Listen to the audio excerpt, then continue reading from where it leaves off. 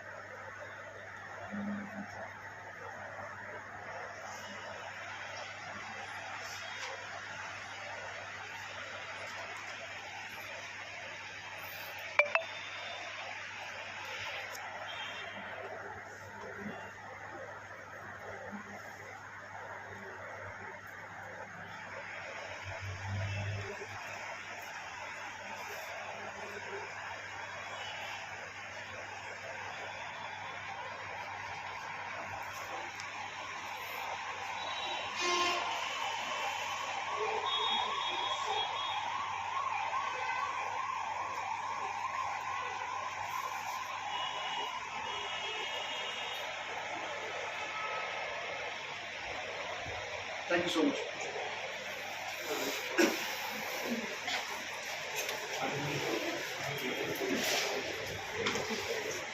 Right. So now program start అయ్యింది. చివరిలో మనం జాతీయ ఆందోళన పాడి ప్రోగ్రామ్ చేద్దాం. సో ముందుగా అంబేద్కర్ గురించి మనకు బాగా గుర్తొచ్చే విషయం ఏంటంటే మన రాజ్యాంగ పితామహుడు, father of Indian constitution. So ఆయన లేకపోతే నిజంగా చెప్పాలంటే ఆ పర్సన్ ఇంకా రాజ్యాంగాన్ని రాయలేకపోతే, ఆయన రిస్క్ తీసుకోలేకపోతే నిజంగా మన ఇండియా ఎన్నో ఇబ్బందులు పడేది. అందరికి కలిపి ఒకటే కాన్స్టిట్యూషన్, ఎవరికి నచ్చిన మతాన్ని వాళ్ళు తీసుకోవచ్చు, ఎవరికి నచ్చినటువంటి వ్యవస్థలు వాళ్ళు పనిచేయవచ్చు, ఎవరికి నచ్చినట్టుగా వాళ్ళు ఉండొచ్చు, కానీ అందరూ మాత్రం ఫాలో కావాల్సిన కాన్స్టిట్యూషన్ అని క్లియర్గా ఇన్ని కోట్ల మందికి ఇచ్చిన పెద్ద గిఫ్ట్ అది. సో ఆయన వ్యక్తిగత జీవితం కూడా ఆదర్శం, ఆయన ఆలోచన ఆదర్శం. సో చాలామంది ఈరోజు సెలబ్రేట్ చేసుకోవడంలో ఎక్కువ మంది భారతదేశంలో ఎలా థింక్ చేస్తారంటే ఒక పొలిటికల్ వేగా మతానికి సంబంధించో క్యాస్ట్ సంబంధించో ఆలోచిస్తారు. కానీ అంబేద్కర్ పర్సను భారతదేశం మొత్తానికి కూడా ఆదర్శవంతుడు. ఆయన ఒక కులానికో మతానికో సంబంధించిన వ్యక్తి కాదు. Is a true Indian. ఆయన ఆలోచన స్టైల్ ఎలా ఉంటుందంటే పుస్తకాలు మనం చదివితే అర్థమవుతుంది. కేవలం అక్షరాస్యత, చదువు మాత్రమే మనిషికి ఏదైనా ఇస్తుంది. అన్నిటికంటే అల్టిమేట్ గోల్ చదువు ఉండాలి.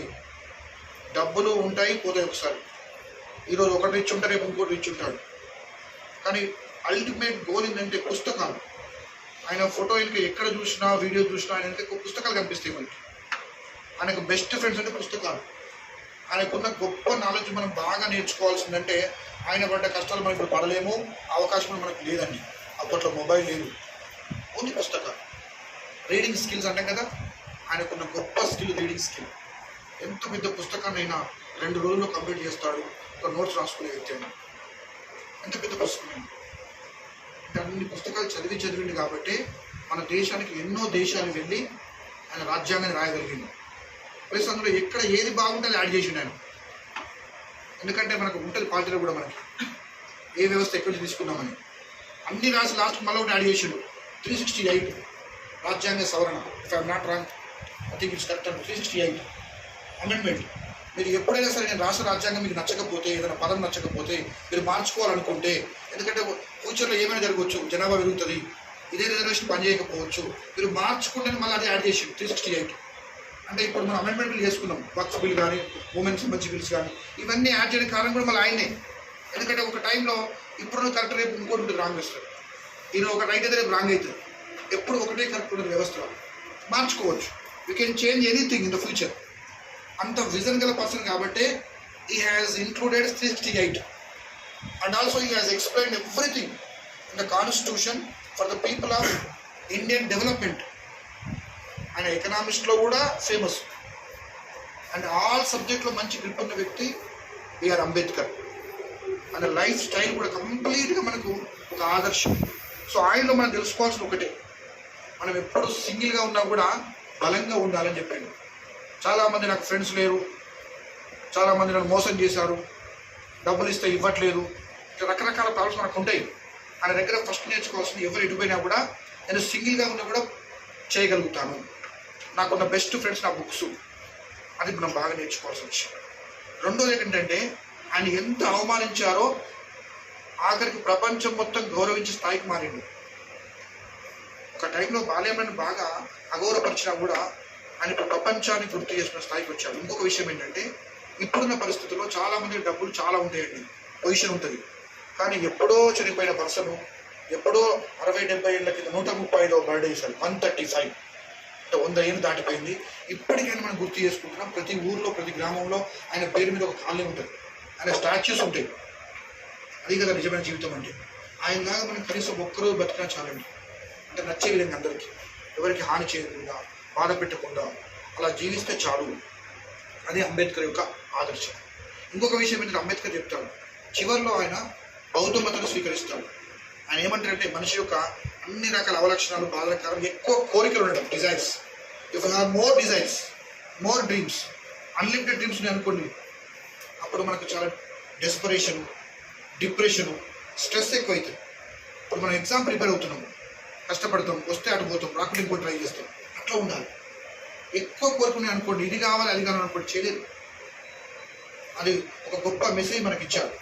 ఇంకొక విషయం కూడా చెప్పాడు అంబేద్కర్ గారు, ఎప్పుడైనా ఏ టైంలో అయినా మనిషిని మనిషిలాగా చూడమని చెప్పాడు. మానవత్వాన్ని కులం పేరుతో, మతం పేరుతో మనం రెస్పెక్ట్ ఇవ్వద్దండి. ఒక వ్యక్తికి రెస్పెక్ట్ ఇవ్వాలి. ఆయన అలవాట్లు, ఆచరణలు ఆయన ఇష్టం. ఆయన మనతో ఎలా బిహేవ్ చేస్తున్న ఆ వ్యక్తి, అతన్ని గౌరవించండి. అతని బ్యాక్గ్రౌండ్ కాదని చెప్పిన వ్యక్తి బిఆర్ అంబేద్కర్.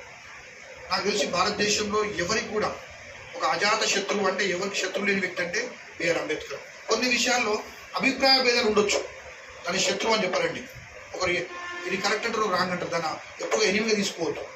అభిప్రాయ భేదాలు ఉంటే ఉండొచ్చు, కానీ ఆ వ్యక్తి ప్రతి ఒక్కరు ఇష్టపడే వ్యక్తి BR Ambedkar.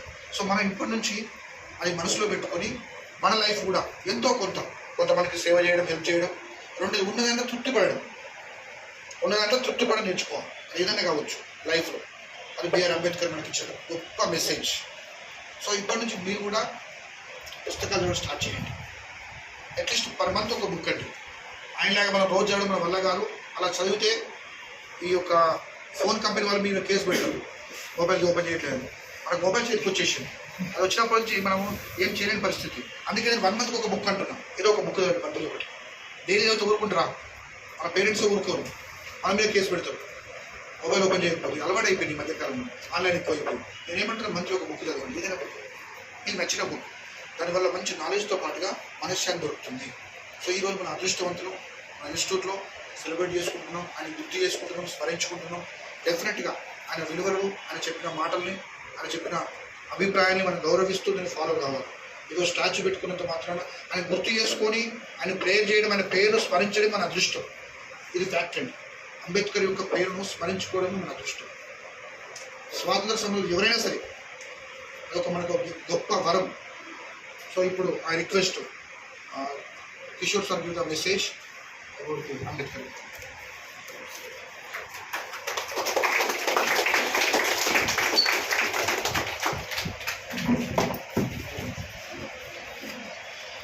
Okay sir, thank you sir. ఇంకా నెక్స్ట్ డే చెప్పినట్టు చెప్తే బాగోదు కాబట్టి ఓకేనా. ఈరోజు మనం అనుసరిస్తున్నటువంటి విధానాలు కానీ లేదా మనకి రాజ్యాంగ రక్షణలు కానీ ఏ విధంగా తీసుకున్న మహిళా హక్కుల గురించి కానీ లేదా మన కోర్టు ఇచ్చే జడ్జిమెంట్స్ కానీ అన్నీ కూడా ఈరోజు ఎంతో ఆలోచన చేసి తన అనుభవాలని మలుచుకొని భారత రాజ్యాంగానికి కావాల్సినటువంటి ఒక స్ఫూర్తిదాత లేదా దానికి కావాల్సినటువంటి లక్ష్యాలను భారతదేశంలో ఉన్న వ్యక్తులకి ఈ విధంగా ఇస్తే చాలా మంచిది, లేదా ఈ విధంగా చేస్తే భారతదేశం అన్ని రంగాల్లో అభివృద్ధి చెందుతుంది అని ఎంతో ముందుగా ఆలోచన చేసి ఆ ఉన్నతమైన లక్ష్యాలు మనకి ఇచ్చారో ఆ లక్ష్యాలని మనం నిలబెట్టుకుంటూ భారతదేశాన్ని అన్ని రంగాల్లో అభివృద్ధి చేసుకుంటూ అందులో మీరు కూడా భాగస్వాములు కావాలని మనస్ఫూర్తిగా కోరుకుంటున్నా. Thank you to all. అలా సార్ చెప్పారు. ఇంకో చెప్పండి, బిఆర్ అంబేద్కర్ సార్ చెప్పండి, మా పాలజీ సార్ చెప్పాలి. ఎందుకంటే ఈ మొత్తం డిబేటింగ్ అంతా పాలజీ కాబట్టి దీని మీద అనువైనటువంటి విషయాలను సార్ ఇప్పిస్తారని చెప్తారని కోరుకుంటున్నా. Thank you sir. సార్ రండి సార్.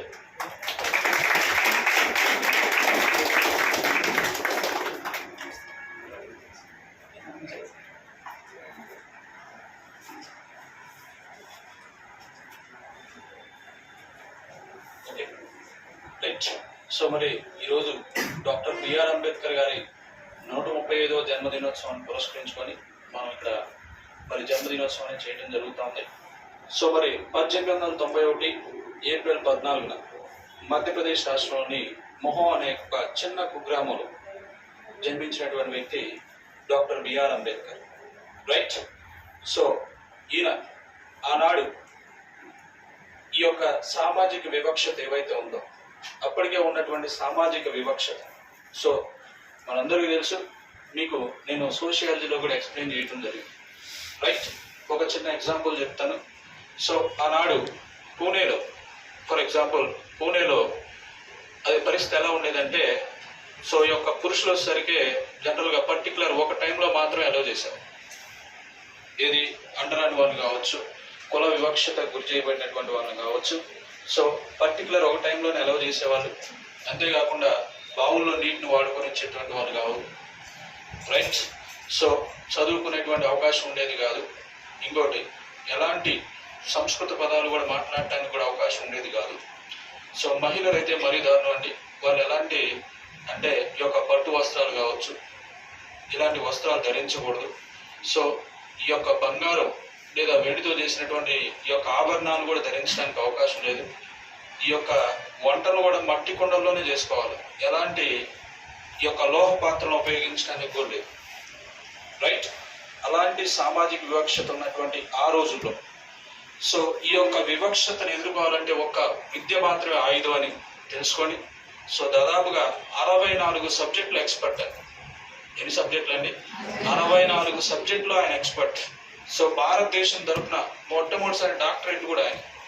సో విదేశాల్లో విద్యను అభ్యసించి మొట్టమొదటిసారిగా రూపాయి పైన పరిశోధన చేసినటువంటి వ్యక్తి కూడా ఆయనే. ఒక రకం చెప్పాలంటే భారతదేశానికి మొదటి ఆర్థికవేత్త అని కూడా అనొచ్చు. రైట్. సో అప్పటికి సో ఆయన భారతదేశం నుంచి బయటకు వెళ్ళిన తర్వాత సో ఈయన విదేశీ విద్యకు అవసరమైనటువంటి ఖర్చును కూడా బరోడా సంస్థానం భరించడం అనేది జరిగింది. సో ఏ షరతు మీద అంటే బరోడా సంస్థానంలో పనిచేయాలనే షరతు మీద ఆయన విదేశీ విద్యకు పంపించడం జరిగింది. సో అంతేకాకుండా ఈయన ఎప్పుడైతే విదేశాలకు వెళ్ళాడో సో అక్కడ ఉన్నటువంటి ఈ యొక్క కల్చర్ ఏదైతే ఉందో అంటే సమానత్వం, మొట్టమొదటిగా చూసింది ఏంటంటే సమానత్వం, సౌభ్రాతృ, స్వేచ్ఛ. ఇవన్నీ కూడా మరి పాశ్చాత్య దేశాల్లో ఉన్నటువంటి అంశాలు ఉన్నాయి. సో ఇలాంటి అంశాలు కావచ్చు దాదాపుగా మరి ఎన్నో సంవత్సరాలు కష్టపడి సో మరి బ్రిటన్ కావచ్చు, అలాగే లండన్ విశ్వవిద్యాలయంలో ఉన్నటువంటి ఒక లైబ్రరీ కూడా సో ఇప్పటి వరకు కూడా ఫస్ట్ చదివినటువంటి వ్యక్తి కూడా ఆయన. ఆ లైబ్రరీలో ఉన్నటువంటి పుస్తకాలు కావచ్చు. రైట్. అలాగే జర్మన్ విశ్వవిద్యాలయం కావచ్చు, ఇలాంటి వాటిలో విద్యను అభ్యసించి భారతదేశానికి రావడం జరిగింది. ఈ యొక్క భారతదేశంలో సో మొట్టమొదటిసారిగా ఆయన చేసిన పని ఏంటంటే ఈ యొక్క సామాజిక వివక్షతని ప్రత్యక్షంగా పోరాటం చేయలేదు. సో ఆయన ఈ యొక్క విద్య ద్వారా మాత్రమే ఈ యొక్క జ్ఞానాన్ని సంపాదించి సో విద్య మొత్తం కూడా కంప్లీట్ అయిపోయిన తర్వాతే భారతదేశానికి వచ్చి ఈ యొక్క వివక్షత పైన కావచ్చు, అలాగే స్త్రీల సమస్య పైన కావచ్చు పోరాటం చేయటం అనేది జరిగింది. రైట్. సో ముఖ్యంగా మరి రాజ్యాంగ రచనా కమిటీకి చైర్మన్గా ఉండటం కావచ్చు, అలాగే భారతదేశానికి మొదటి న్యాయశాఖ మంత్రి కావచ్చు ఈయన పనిచేయడం జరిగింది. రైట్. సో మరి బహిష్కృత హితకారిణి సభ కావచ్చు, అలాగే మూక్ నాయక్ అనే ఒక పత్రిక కావచ్చు, ఇలాంటి వాటి ద్వారా ఆయన తన సందేశాన్ని తెలియజేయడం అనేది జరిగింది. రైట్. సో చివరిగా 1956 డిసెంబర్ 6వ తారీఖున ఢిల్లీలో ఆయన మరణించడం అనేది జరిగింది. సో ఈయన జన్మదినోత్సవాన్ని 2022 సంవత్సరం నుంచి మరి తమిళనాడు ప్రభుత్వం సమానత్వ దినోత్సవంగా జరుపుతాం. ఈ యొక్క దేశ ప్రజలందరికీ, అందరికీ అండి, ఒకరికి కాదు, కులం, మతం, జాతి, లింగం ఇలాంటి భేదాలు లేకుండా దేశ ప్రజలందరికీ కూడా సమాన హక్కులు కల్పించినటువంటి వ్యక్తి కాబట్టి, సో ఈయన ఒక దేశానికే నాయకుడు కాబట్టి, సో మరి ఈయన జన్మదినోత్సవాన్ని సమానత్వంగా దినోత్సవంగా జరుపుకోవాలని ప్రపోజల్స్ ఉన్నాయి. తమిళనాడు ప్రభుత్వం అయితే అమలు చేస్తూ ఉంది. రైట్. సో ఈ అవకాశం ఇచ్చినటువంటి అందరికి కూడా కృతజ్ఞతలు తెలియజేస్తాం.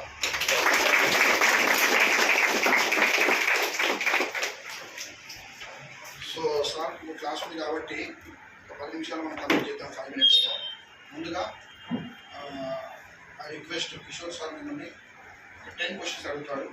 ఆ 10లో అట్లీస్ట్ 8 to 9 కరెక్ట్ చెప్పిన వాళ్ళకి మాత్రమే పెన్స్ డిస్ట్రిబ్యూషన్ ఉంటుంది. So I request Kishore sir toughest questions. So నన్ను గెలిపించాలని రిక్వెస్ట్ చేస్తున్నా. సార్ గారికి టఫెస్ట్ క్వశ్చన్ అడిగి 2 మార్క్స్ చెప్పండి. 2 మార్క్స్ ఒకవేళ సార్ అందులో మీ ఏ ఒక్కటి కరెక్ట్ కాలేదనుకోండి, సార్కి ఒక గిఫ్ట్ ఇద్దామని ఫిక్స్ అయ్యాను. అది ఇప్పుడు తెప్పిస్తున్నాను సార్. 10 questions. సో ఫాస్ట్గా అడుగుతాడు సార్. అట్లా అట్లీస్ట్ మీరు 9 కరెక్ట్ చెప్పాలి, 8 చెప్పాలి. 8 కంటే తక్కువ చెప్తేనేమో so I'm going to win అన్నమాట. అప్పుడు సార్ గిఫ్ట్ ఉంటుంది. తక్కువ చెప్తే సార్ గిఫ్ట్, ఎక్కువ చెప్తే మీ గిఫ్ట్. సరే sir. Only boys sir, only sir boys కడతాడు, సార్ గర్ల్స్ కడతాడు. ఓన్లీ బాయ్స్ మాత్రమే చెప్పాలి.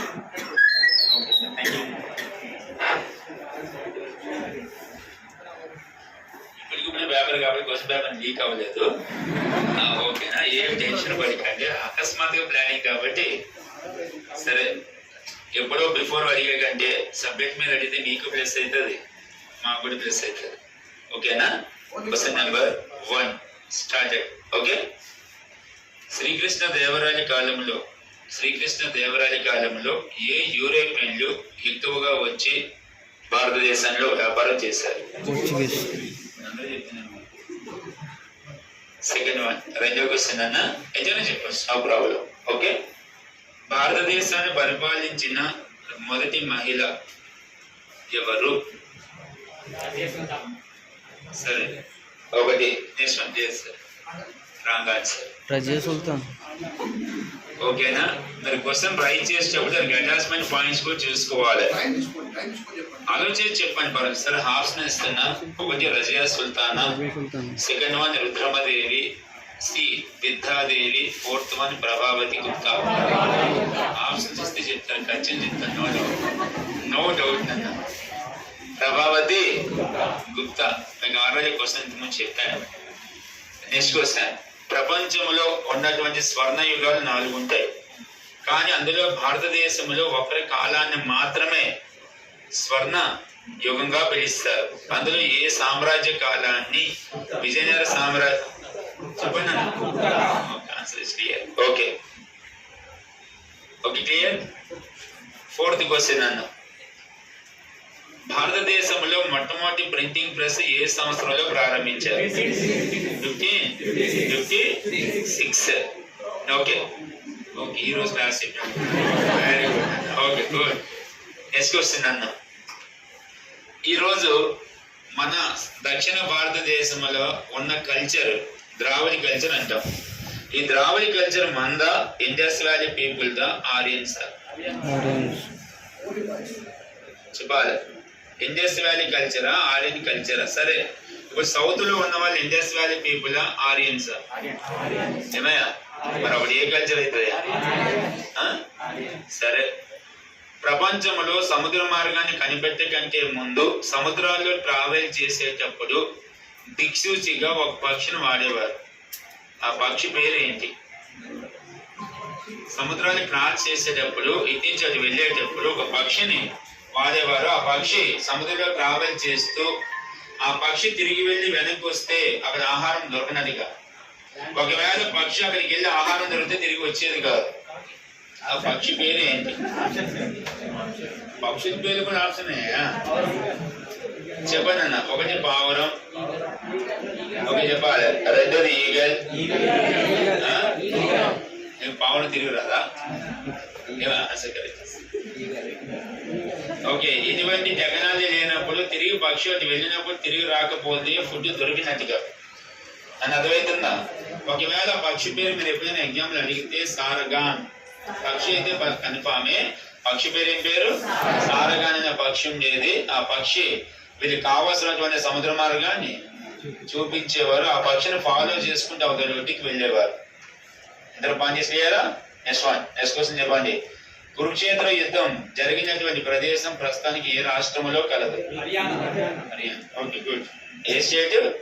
హర్యానా రాష్ట్రం. నెక్స్ట్ వన్, శ్రీరాముడు సీతని పెళ్లి చేసుకున్నటువంటి ప్రదేశం ఏంటి? శ్రీరాముడు సీతను పెళ్లి చేసుకున్న సరే ఏ యొక్క వివాహం అవుతుంది? చెప్పాలి. గాంధర్వ వివాహమా, అనులోమ వివాహమా, ప్రతిలోమ వివాహమా, స్వయంవరమా? ఆశ చెప్తే గాంధర్వ వివాహమా అని చెప్పలే ఆమె లవ్ చేసింది. చెప్పనా? ఓకే, ఆ స్వయంవరం జరిగినటువంటి ప్రదేశం ఏంటి? అక్కడ చాలా మంది వెళ్తారు కదా. మిథిలా. ఏ పేరు? మిథిలా నగరం. ఏ నగరం? మిథిలా నగరం. ఓకేనా? నెక్స్ట్ వన్, కౌన్ బనేగా గరుడ బదులు 50 లక్షల క్వశ్చన్ చెప్పాలి. 9th క్వశ్చన్ 50 లక్షల క్వశ్చన్. ఓకే, పాతకాలంలో అడిగిన క్వశ్చన్. శ్రీరాముడు పరిపాలించే ప్రాంతం అయోధ్య. అయోధ్య ప్రాంతాన్ని పరిపాలించిన శ్రీరాముడు 16 మహాజనపదాల్లో ఒక రాజ్యానికి రాజు. ఆ రాజ్యం పేరు ఏంటి? అమ్మాయి చెప్తారు. ఏ రాజ్యం? కోసల రాజ్యం. ఏ రాజ్యం? కోసల. 50 lakhs క్వశ్చన్ ఇదే. ఓకేనా? నెక్స్ట్ లాస్ట్ క్వశ్చన్ అన్న. ఓకేనా? లాస్ట్ క్వశ్చన్ అన్న. లాస్ట్ క్వశ్చన్ నాకే వస్తాయి. ఓకే అన్న.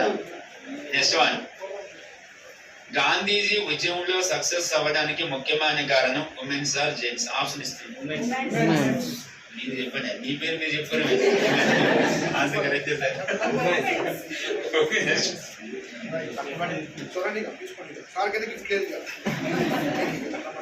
నాన్న ఎవరైనా అందరూ చెప్పారు కాబట్టి ఎవరో ఒకరు మీలో మొత్తం అందరు రాకండి అన్న. ఎవరైనా 5 members రండి అన్న. యూ కెన్ సెల్ నాన్న. జెంట్స్ ఎంత చూడండి.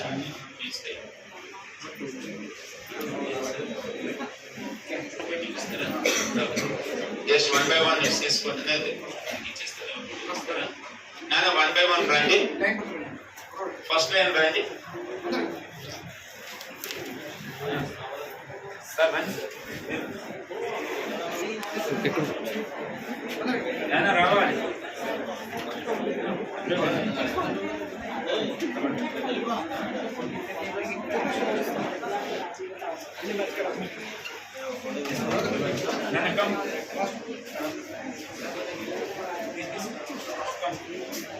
నెక్స్ట్ లైన్ రావాలి. Next line continuation.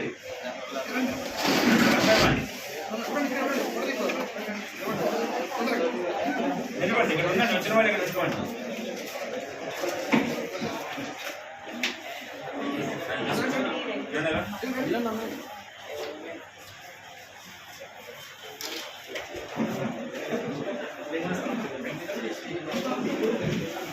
నాన్న రంగానే ఏమైందిరా?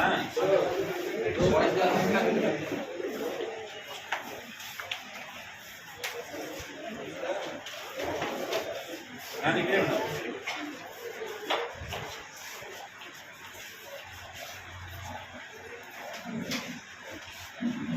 నాన్న ఉమెన్స్ పెన్ మీట్ చేస్తాను.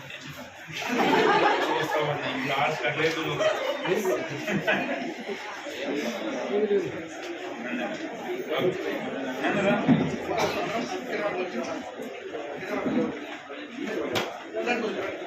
ఫోటో కనిపించదా?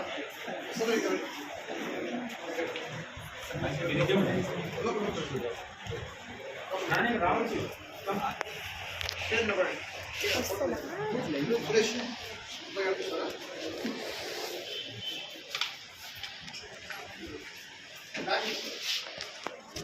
ఇంకా బ్యాక్ వెళ్ళండి.